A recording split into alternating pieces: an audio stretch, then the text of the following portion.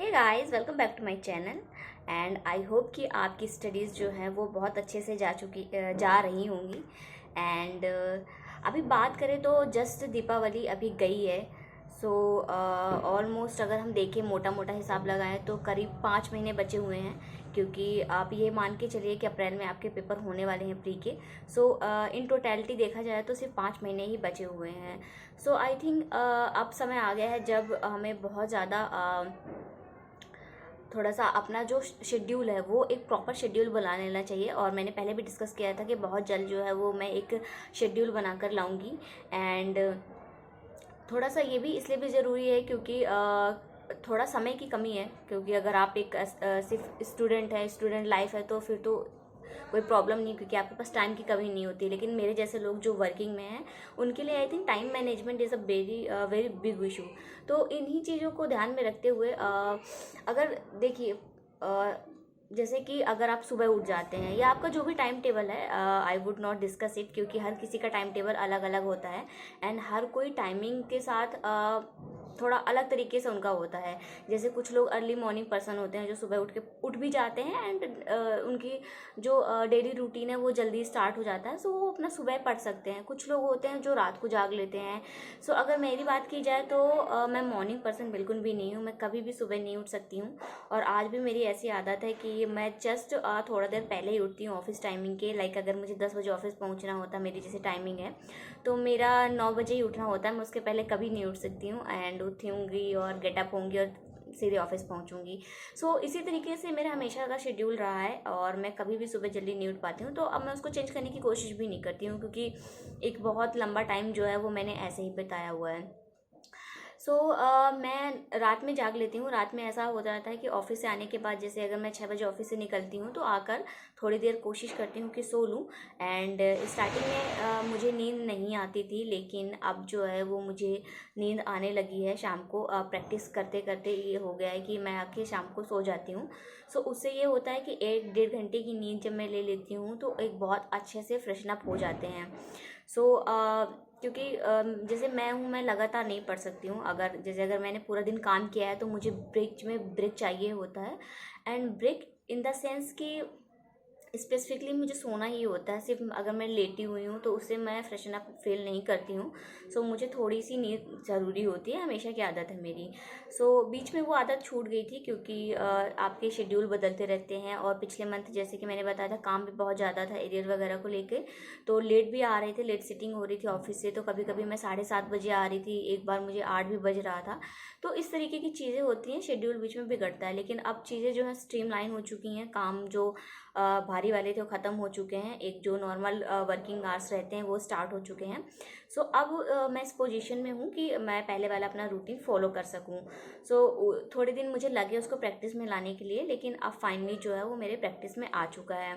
And festive season भी ख़त्म हो चुके हैं, तो आई थिंक अब कोई भी डिस्ट्रैक्शन वाली चीज़ बची नहीं है। एंड अगर बची भी है तो हम डिस्ट्रैक्ट हो नहीं सकते, हमारे पास टाइम नहीं है। सो यहाँ पे मैं जो हूँ बात करने वाली हूँ कि किस तरीके से कम मैं पढ़ने वाली हूँ, मैंने क्या सोचा है अपने लिए। सो एटलीस्ट मैं ये सोचती हूँ कि अगर ऑफिस से मुझे कभी लेट हो जाता है, कितने बजे भी आता है, और मैं आके सो जाती हूँ, कभी लेट उठूँगी, कैसे भी करूँगी, फिर भी मुझे कैसे भी करके 9 बजे से पढ़ने बैठना ही है। सो जो 9 से 3 बजे तक का, क्योंकि मैं ईज़िली 3 बजे तक जाग सकती हूँ। ईज़िली 3 बजे तक तो नहीं कहूँगी, लेकिन 2 बजे तक मैं तब भी जाग लेती हूँ। और 2 बजे तक मैं जाग लेती हूँ। लेकिन अगर अब थोड़ा बहुत, क्योंकि स्ट्रेस आपको लेना पड़ेगा, तो 1 घंटे मैंने उसको और बढ़ा दिया है। तो 9 से 3 आई थिंक 6 घंटे का समय है, जिसमें से 1 घंटा मैं लूँगी थोड़ा अपना वर्कआउट के लिए, क्योंकि मैं वर्कआउट भी जो है वो रात को ही करती हूँ। मेरा कोई भी काम दिन में नहीं हो सकता, क्योंकि मैं उठ ही नहीं पाती हूँ सुबह। एंड पूरे दिन तो ऑफिस में रहता है, तो बाकी चीज़ें कब करेंगे। सो मेरी हमेशा से ही यही आदत रही है, मतलब जब से एटलीस्ट मैंने वर्कआउट स्टार्ट किया है तो मैं रात में ही वर्कआउट करती हूँ। एंड अब ये मेरी लाइक रूटीन का हिस्सा बन चुका है, तो मुझे बहुत ज़्यादा दिक्कत नहीं होती है।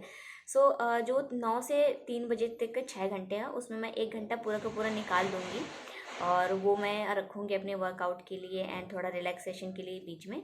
लेकिन 5 घंटे जो हैं वो 5 घंटे हमें बहुत फोकस्ड होकर पढ़ना पड़ेगा। 5 घंटे सिर्फ ये नहीं है कि हम सिर्फ नोट्स बना रहे हैं या बीच में कुछ हो गए, क्योंकि यहाँ पे डिस्ट्रैक्शन का अब कोई भी स्कोप नहीं रह गया है।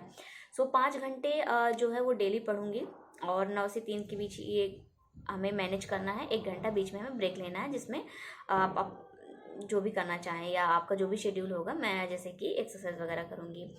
सो अभी जो है वो मैंने अपना एक शेड्यूल बनाया हुआ है, एंड ये वो शेड्यूल है, एंड इसको मैं जो हूँ वो अपने स्टडी टेबल के सामने ही चिपका दूँगी, एंड ताकि मुझे एकदम बार बार रिवीजन ना करना पड़े, और सारी चीज़ें जो हैं वो बहुत ही क्रिस्टल क्लियर तरीके से सामने हों। और आई थिंक एक शेड्यूल बनाने का फ़ायदा यही होता है कि आपको बार बार सोचना नहीं पड़ता है। पता नहीं लोग आज पटाखे क्यों जला रहे हैं, आपको आवाज़ भी आ रही होगी, इनकी दीपावली अभी तक ख़त्म नहीं हुई है। So back to the point कि बनाने का ये चीज़ें रहती है कि आपको बार बार सोचना नहीं है। या जैसे बीच में कैसे हो रहा था कि कभी तो मैं कोई सब्जेक्ट उठा ले रही थी, कभी तो कोई सब्जेक्ट उठा ले रही थी, देन आई रियलाइज़ कि इस तरीके से काम हो नहीं पाएगा जब तक आपके पास एक स्पेसिफिक प्लान नहीं होगा। आप अपना जो गोल है वो अचीव नहीं कर सकते हैं। सो मैं आपको ये दिखा दूँगी एक बार लास्ट में। अभी मैं आपको थोड़ा इसको डिस्क्राइब कर देती हूँ, थोड़ा चाय भी पी लेती हूँ। सो यहाँ पे जो है मैंने जो अपना शेड्यूल बनाया हुआ है वो मंडे टू ट्यूसडे जो है, मंडे टू ट्यूसडे नहीं बोलेंगे, पहले मैं आपको एक चीज़ बताऊंगी कि किस तरीके से पढ़ेंगे डेली। डेली जो करना ही करना है वो हमें करना है करंट अफेयर्स 1 घंटे के लिए।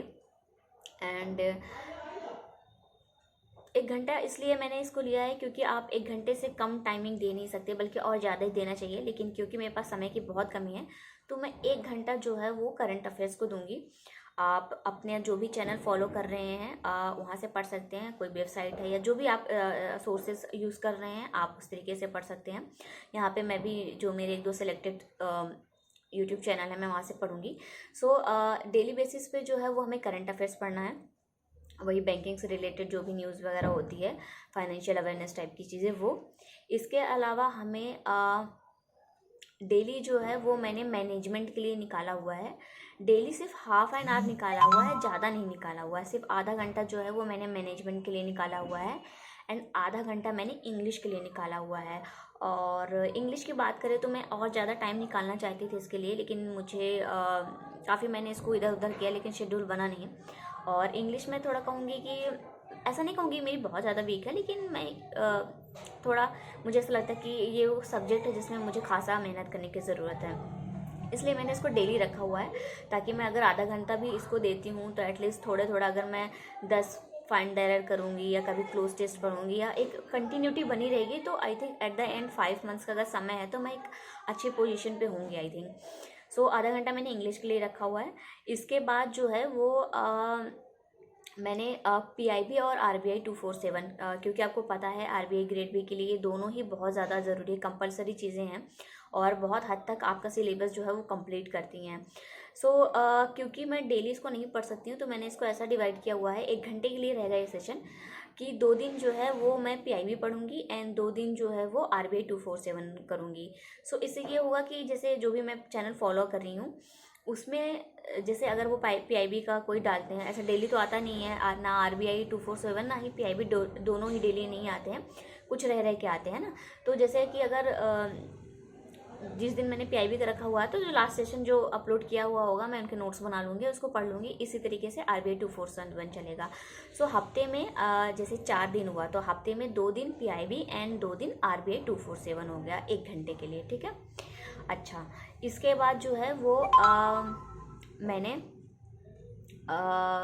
2 दिन रखा हुआ है ESI के लिए एंड 2 दिन मैंने रखा हुआ है फाइनेंस के लिए, राइट। और ये जो रहेगा ये 2-2 घंटे के लिए रहेगा, तो 2 घंटे मतलब 2 दिन जैसे है कि मैंने स्पेसिफिकली इसको बांट दिया है कि मंडे ट्यूसडे जो है वो मैं ESI पढ़ूंगी एंड 2 घंटे जो मैं मतलब 2 दिन जो रहेंगे लाइक बुधवार और गुरुवार उस दिन मैं फाइनेंस पढ़ूंगी। सो ये जो सारा का सारा सिलेबस है ये मैंने सारे सब्जेक्ट वाइज जो भी मैंने बनाया है ये मैंने 4 दिन के हिसाब से बनाए हैं। आगे जो 3 दिन है कैसे करूँगी वो भी मैं आपको बता रही हूँ। सो अगर 4 दिन को मैं फिर से एक बार आपको बताऊँ तो 4 दिन में आपको करंट अफेयर्स डेली पढ़ने हैं, उसके अलावा मैनेजमेंट आपको डेली पढ़ना आधे घंटे के लिए, मैनेजमेंट इंग्लिश डेली करना है एंड उसके बाद PIB 2 दिन PIB एंड 2 दिन RBI 247 1 घंटे के लिए है। उसके बाद 2 घंटे के लिए पहले के 2 दिन ESI एंड दूसरे 2 दिन जो है वो फाइनेंस हो जाएगा। सो यहाँ पे सारा ऑलमोस्ट कवर हो चुका है। अब बात करते हैं कि ये अगर मंडे से लेकर थर्सडे तक का था तो फ्राइडे बाकी 3 दिन क्या। तो फ्राइडे मैंने स्पेसिफिकली सिर्फ गवर्नमेंट स्कीम्स के लिए रखा हुआ है, क्योंकि आपको पता है कि RBI ग्रेड बी में गवर्नमेंट स्कीम्स का कितना ज़्यादा स्कोप रहता है, चाहे वो प्री हो मेंस हो, दोनों ही उसमें गवर्नमेंट स्कीम्स का बहुत ज़्यादा होता है। एंड गवर्नमेंट स्कीम्स क्योंकि आपके GS पार्ट का करते हैं और ESI में भी इसके चीज़ें आप इसको यूज़ कर सकते हैं। सो गवर्नमेंट स्कीम एक बहुत ज़्यादा इंपॉर्टेंट चीज़ है, इसके लिए मैंने इसको पूरा एक दिन डेडिकेट कर दिया है। ज़्यादा नहीं पढ़ूंगी, लेकिन जितना भी पढ़ लूँगी, अगर मान लीजिए मैं से 3 कोई गवर्नमेंट स्कीम पढ़ लेती हूँ और मैं उसको अच्छी तरीके से रिवाइज कर लूँगी, उसके नोट्स बना लूँ और खूब अच्छे से सब कुछ कर लूँ, तो एक अच्छी पोजीशन में होंगी। फिर इसके बाद आते हैं सैटरडे मैंने पूरा का पूरा रिवीजन के लिए रखा हुआ है। लाइक मैंने मंडे से लेकर फ्राइडे तक में जो भी किया था, जो भी पढ़ा है, जो सब्जेक्ट तो सारे ही हैं एंड गवर्नमेंट स्कीम जैसे होगी, तो सारा का सारा सिर्फ मुझे रिवीजन ही करना है। इसके अलावा मैं कुछ भी नया नहीं पढ़ूंगी, क्योंकि रिवीजन इज़ वेरी इंपॉर्टेंट। इसके बाद संडे जो है वो मैंने सिर्फ मॉक टेस्ट के लिए रखा हुआ है, और मॉक टेस्ट में मैं संडे का, क्योंकि फ्री भी रहते हैं, छुट्टी रहेगी, पूरा टाइम रहेगा, तो संडे में मैं प्री का भी मॉक टेस्ट लगाऊंगी। भले मैं एक लगाऊं, ज़्यादा नहीं करूंगी, क्योंकि अगर मैं ज़्यादा स्टार्टिंग में करूंगी तो फिर उसका एनालिसिस नहीं कर पाऊंगी। इसलिए एक प्री का मॉक टेस्ट दूंगी, एक मेंस का मॉक टेस्ट दूंगी, एंड मेंस में भी डिस्क्रिप्टिव का पूरा दूंगी। भले मुझे स्टार्टिंग में उसे 2 लाइन ही लिखते बने, लेकिन मैं उसको लिखूंगी ज़रूर, क्योंकि अगर आप ये सोच रहे हैं कि आप बाद में कर लेंगे डिस्क्रिप्टिव की तैयारी, तो 5 महीने में अब समय नहीं मिलने वाला है। सो हमें प्री एंड मेन साथ में लेके चलना पड़ेगा। So mock test I think very important, क्योंकि वो चीज़ें आपने जो पढ़ा है वो आप उसको यहाँ पे अप्लाई भी कर पाएंगे। एंड अगर नहीं भी आता है तो भी आप जब उसका एनालिसिस करेंगे तो बहुत सारी चीज़ें आपको वहाँ से भी देखकर पता चल जाती है कि हाँ ठीक है। कहीं ना कहीं आप इसमें अपना गेस वर्क भी यूज़ कर सकते हैं, एंड इंग्लिश के लिए भी बहुत अच्छा रहेगा, क्योंकि आपकी रीडिंग कॉम्प्रिहेंशन जो है उससे इन्हेंस होगी काफ़ी ज़्यादा।